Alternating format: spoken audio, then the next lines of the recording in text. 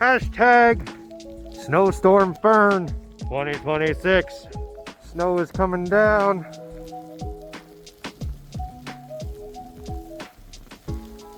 But she's beautiful. Well, the snowshoes are working great. Super happy I got them. It'd be a little tough walking around right now. We've got about at least 10 inches.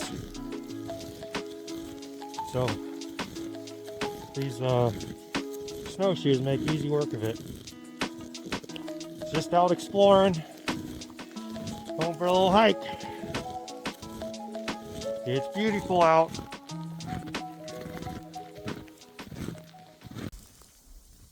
Remember when you used to be a kid? You used to live for the snow days. You used to not be able to wait till the snow would come so you could play out all day. Yes, mainly because you would get off of school, but also so you could go out and play and live.